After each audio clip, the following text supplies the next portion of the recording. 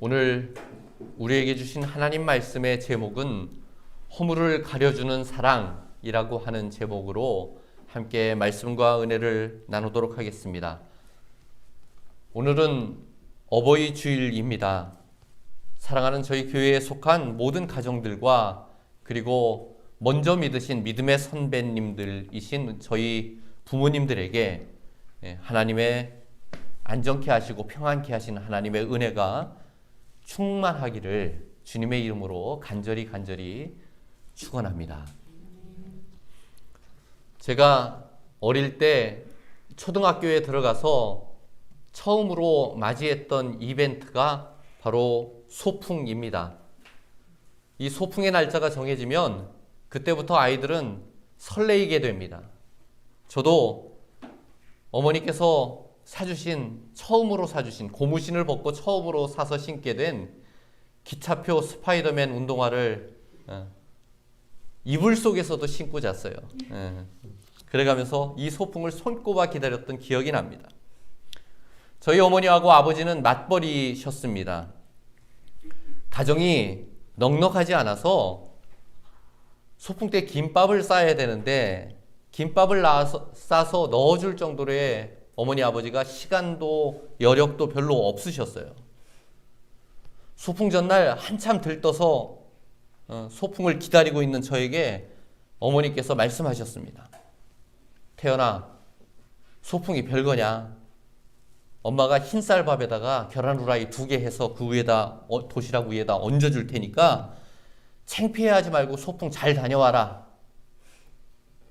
그 얘기를 듣는데 정말 하늘이 무너지는 줄 알았습니다.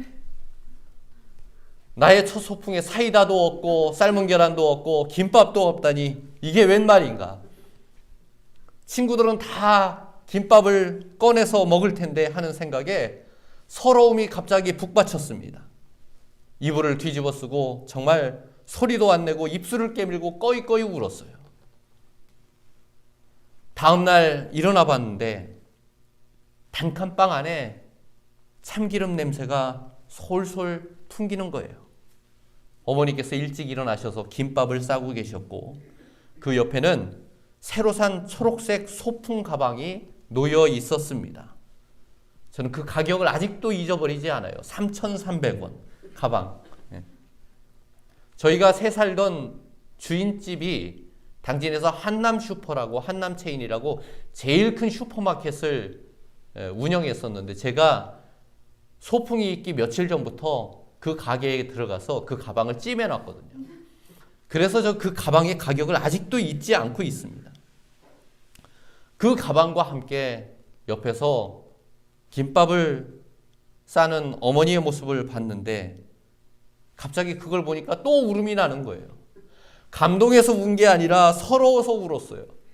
어차피 해줄 거면서 왜 어린애 마음고생을 그렇게 시켰는지 괜히 영문도 모르고 운 나만 치사한 애가 된 것 같아서 정말로 서러웠어요. 그런데 별것도 아닌 그 어릴 적 기억이 지금도 생생하고 그리고 무척이나 고맙습니다. 부모가 자식을 키우면서 자식에게 제일 신경 쓰는 것이 무엇일까요? 그것은 바로 내 아들, 내 딸이 어디에서도 부끄럽지 않을 자녀로 커가는 것을 바라보는 것. 그것이 부모가 제일 신경 쓰는 일이 아닐까 합니다. 그리고 그렇게 자녀들의 허물과 그리고 부끄러움을 덮어주기 위해서 모든 부모는 평생을 바쳐서 살아갑니다. 제 어릴 적 할아버지께서 시골에 사셨고 저희 집은 읍내에 있었습니다. 근데 저희 할아버지는 막걸리 드시는 걸 참 좋아하셨어요. 장날에 읍내에 장 보러 오시면 꼭 저희 집에 들려서 막걸리를 한 사발씩 하고 그리고 시골집에 돌아가셨어요. 그럼 시골집에 안주라는 게 뭐가 있겠습니까? 김치 한 접시 내오고 그리고 그걸 이제 찬 삼아서 이제 막걸리 한 사발 쭉 들이키시고 이제 가시는 건데 꼭 시골 어르신들은 읍내 나갔다 돌아오면 물어봐요. 아들 집에 갔다 왔냐? 맛있는 건 먹고 왔냐? 물어봅니다. 그러면 저희 할아버지는 참 정직하셨던 분인데 그럼에도 불구하고 동네 사람들에게 꼭 뭐라고 이야기하시냐. 아유, 아들 집에 갔는데 며느리가 쇠고기 해줘서 맛있게 먹고 왔다고 그렇게 이야기하십니다. 꾸며서라도 내 자식을 자랑하고 세우려고 하는 것이 그게 부모의 마음입니다. 그런데 자식들은 그걸 잘 모르고 커요. 우리의 부모님들이 우리의 허물을 덮어주기 위해서 얼마나 노력하고 애쓰는지를 자녀들은 잘 모릅니다. 어버이날 하면 제일 많이 불려지는 노래 어머님 노래입니다. 1년에 딱 한 번 부르는 노래인데 애국가보다 덜 부르는 노래예요. 근데 우린 그 가사를 다 알고 있어요. 나실제 괴로움 다 잊으시고 기르실 때 밤낮으로 애쓰는 마음 진자리 마른 자리 갈아 누이시며 손발이 다 닳도록 고생하시네. 진자리가 무엇이고 마른 자리가 무엇일까요? 기저귀를 갈아준다는 이야기입니다. 자식이 태어나면 그때부터 부모는 자식의 허물을 가려주고 씻어주는 일에 모든 것을 다 바쳐요. 그러나 자녀들은 다 커서도 자기에게 진 자리가 있었다는 것, 마른 자리가 있었다는 것을 알지 못한 채로 성장을 하게 됩니다. 큰 사랑이 무엇일까? 세상에서 가장 큰 사랑이 무엇일까? 부모님의 사랑이라고 이야기를 합니다. 그 부모님의 사랑은 바로 부끄러움을 가려주는 사랑, 수치를 덮어주는 사랑, 그런 사랑입니다.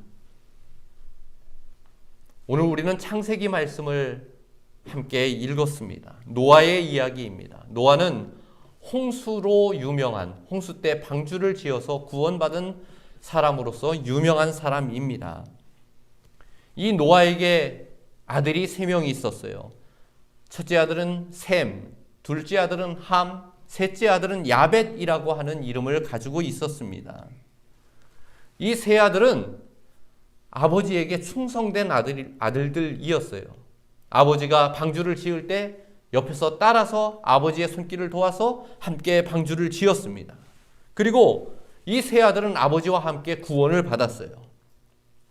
하나님께서는 노아와 이 세 아들에게 복을 주시고 그들을 창대케 하실 것을 약속하셨습니다. 그리고 이 땅에 있는 모든 생명들을 다 지배할 수 있는 권세를, 지배권을 노아와 세 아들에게 위임하셨어요.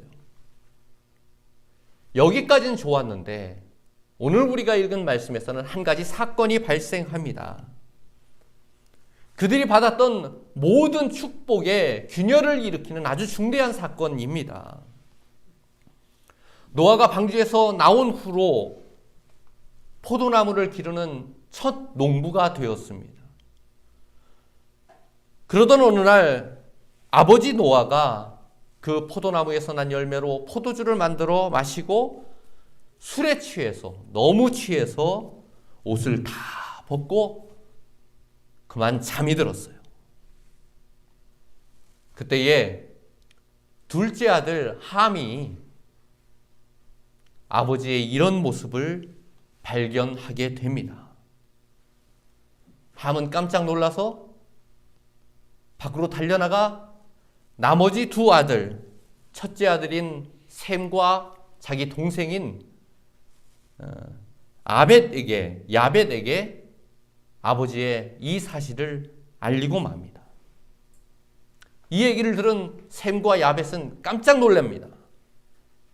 두 아들은 어깨에 옷을 들쳐매고 아버지가 쓰러져 누워있는 방으로 단숨에 달려갔습니다. 그리고 아버지를 똑바로 보지 못하고 뒷걸음질 쳐서 들어가서 가지고 간 옷으로 아버지의 부끄러움을 덮어 주었어요.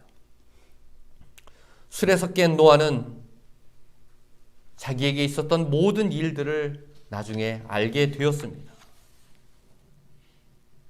그런데 이 사건으로 인해서 첫째 셈과 그리고 셋째 야벳은 아버지 노아의 축복을 받았습니다.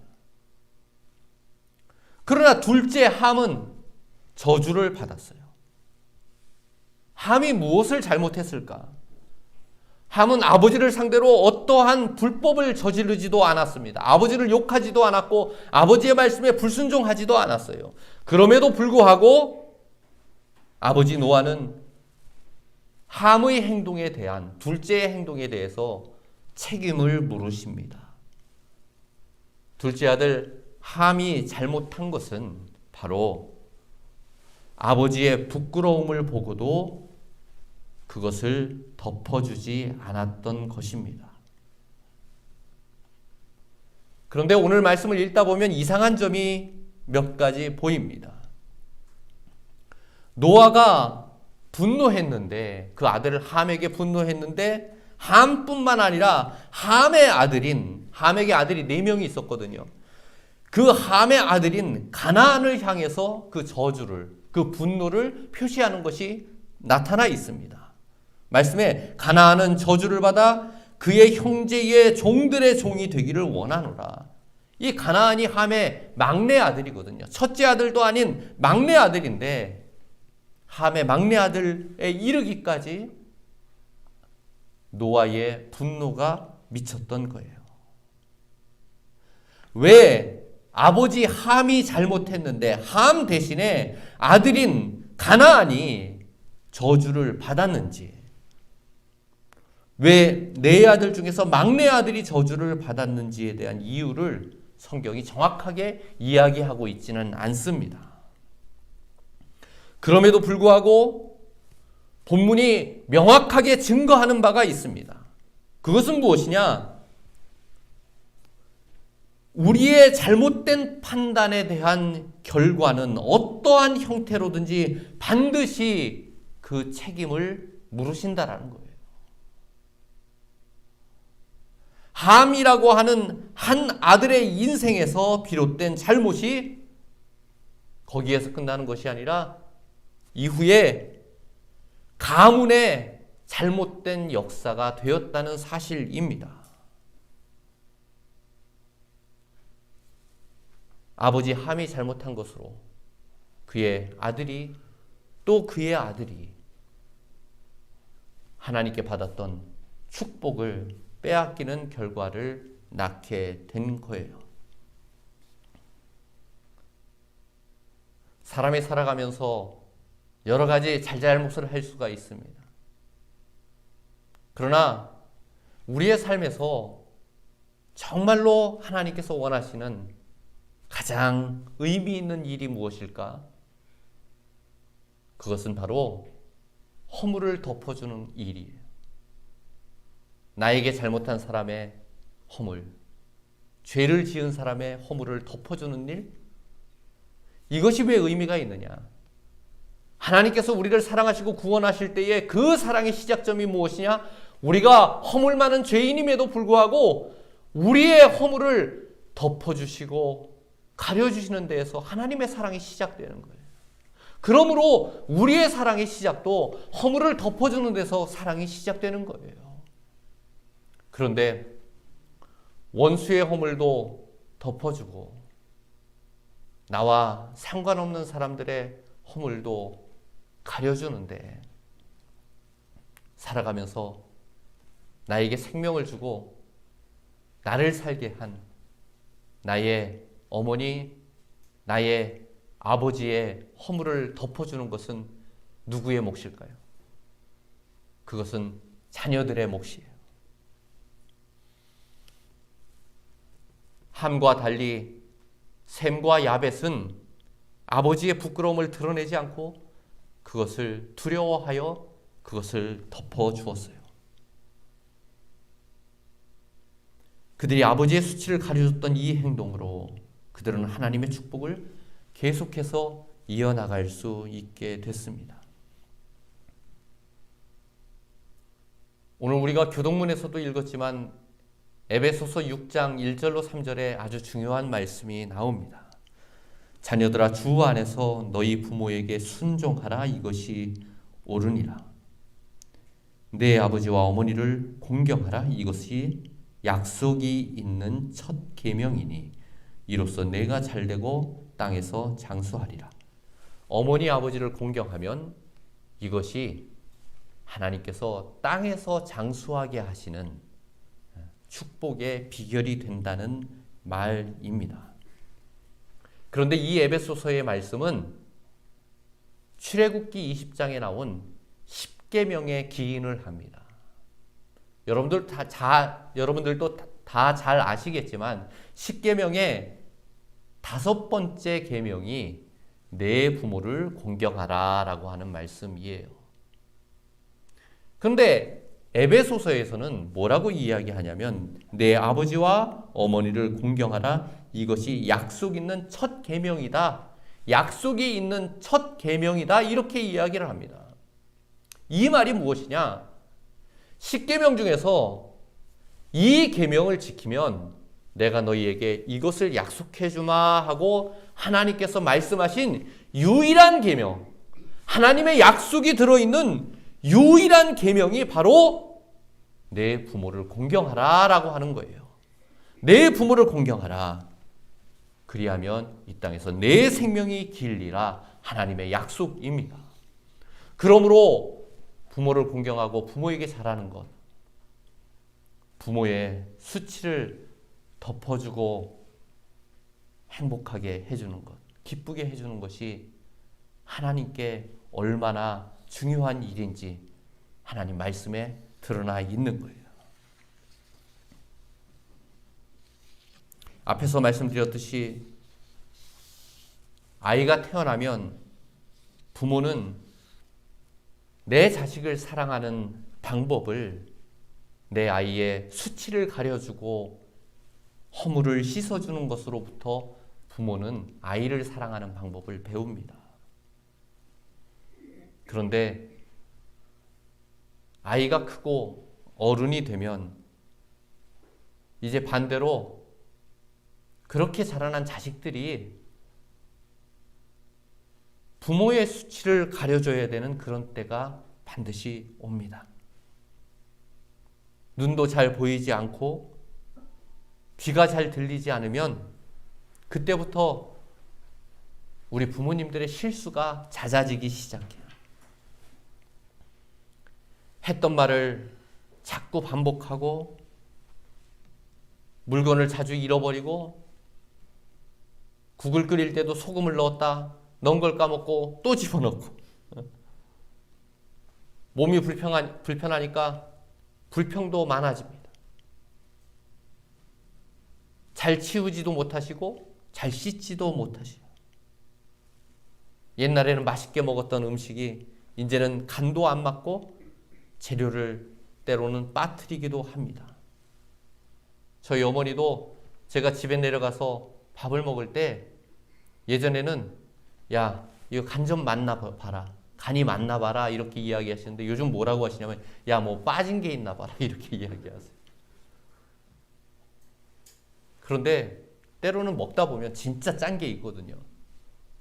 딱 한 입을 딱 먹고 아우 짜! 이렇게 이야기하는 게 아니라 아우 이것도 맛있네, 이것도 맛있네요 해가면서 그 짠 거를 억지로 먹을 때도 있어요. 진실을 드러내는 것, 그것을 잘했던 것이 함입니다. 아버지의 부끄러운 모습을 드러냈던 것, 그것이 함의 행동이었어요. 그러나 진실을 드러내는 것보다 더 중요한 것이 있어요. 사실을 일깨워주는 것보다 더 중요한 것이 있어요. 그것이 무엇이냐? 바로 허물을 덮어주는 것이에요.